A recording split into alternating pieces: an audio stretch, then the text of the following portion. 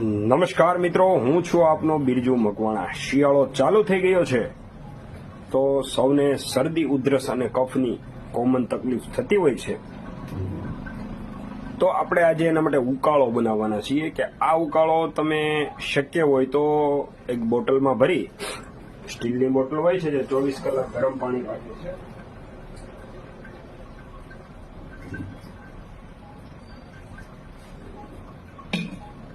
આવી કોઈ બોટલમાં ભરી અને તમે જો આખો દિવસ રાખશો અને એક એક ઘૂંટડે પીતા રહેશો તો ખૂબ સારો ફાયદો થશે અને શરદી, ઉધરસ, કફ હશે એ તો જતા જ રહેશે। સાથે સાથે તમને અશક્તિ રહેતી હોય, આખો દિવસ આળસ ચડતી હોય, શરીર દુખતું હોય, શરીર તૂટતું હોય તો આ બધી વસ્તુમાં ફાયદો આપશે। આપણે ટૂંકી વાત કરીએ ઉકાળો કઈ રીતે બનાવવાનો છે તો મેં લગભગ 4 ગ્લાસ જેટલું પાણી મૂક્યું છે। એનું કોઈ ફિક્સ માપ નથી, તમારે જેટલો બનાવવો એટલો। અમારી પાસે 600 ml ની બોટલ છે એટલે મેં 4 ગ્લાસ મૂક્યું છે। 1 ગ્લાસ પી જઈશ અને 3 ગ્લાસ બોટલમાં નાખી દઈશ। જનરલી 1 ગ્લાસ 210 ml 250 ml નો હોય છે। ત્યારબાદ આપણે ખારણી દસ્તો લઈ આપણે આદુની પેસ્ટ બનાવવાની છે।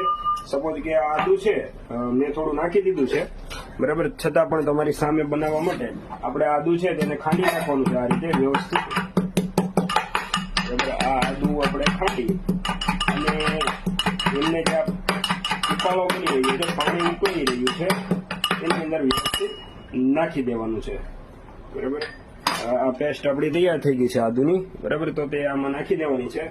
હવે આપણે નાખવા માટે સ્માર્ટ વર્ક કરીએ તો આ જે પાણી છે એ આની અંદર નાખવાનું છે અને પછી આને હલાવી અને આની અંદર નાખી દેવાનું છે। આવું કરવા માટે ખારણી વ્યવસ્થિત સાફ કરી નાખવી એકવાર, જેથી કચરો અંદર ના જાય, બરાબર। તો હવે આપણો ઉકાળો ઉકળી રહ્યો છે, બરાબર, મેં થોડા ટાઈમ પહેલા મૂકી દીધો હતો એટલે હવે આ જે ઉકાળો છે તેને ઉકાળવાનો છે। હવે આની અંદર શું નાખવાનું છે તો આપણે પાણી, આદુ 2 વસ્તુ નાખી, ત્યારબાદ સ્વાદ અનુસાર મીઠું, બરાબર, મીઠું આપણે સ્વાદ અનુસાર નાખવાનું છે। આ સિંધો મીઠું છે તો એ હું નાખું છું સ્વાદ અનુસાર, બરાબર, થોડું આપણે મીઠું નાખશું એમાં। ત્યારબાદ બને એટલો આને વધારે ઉકાળવાનો છે, બરાબર, મીઠું નાખવાનું છે અને ત્યારબાદ નાખવાની છે આપણે શું કે તીખાનો ભૂકો એટલે કે મરી પાવડર। આ મેં મિક્સરમાં બનાવીને તૈયાર રાખેલો છે મરી પાવડર,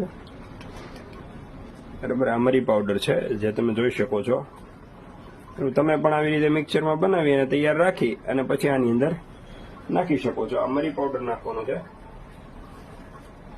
પછી આ બધું ઉકાળવાનું છે, બરાબર। હવે જે લોકોને પિત્તની તકલીફ હોય, બરાબર, તે પિત્તવાળા લોકોએ લીંબુ ના નાખવાનું અને જેને પિત્તની તકલીફ નથી એ લીંબુ પણ નાખી શકે છે, પરંતુ લીંબુ ક્યારે નાખવાનું?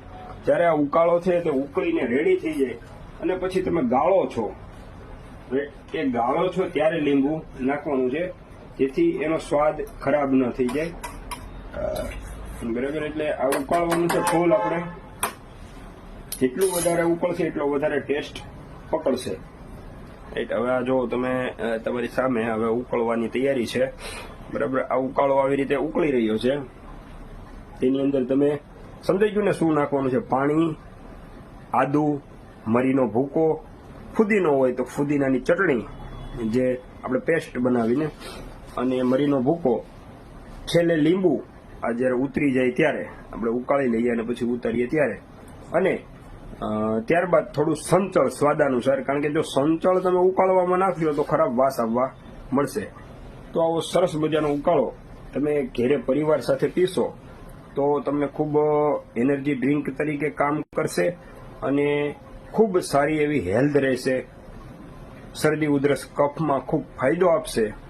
તો આ સરસ મજાનો ઉકાળો ઘરે બનાવી તમે પરિવાર સાથે પીવો અને તમારી હેલ્થ એકદમ ફિટ રાખો।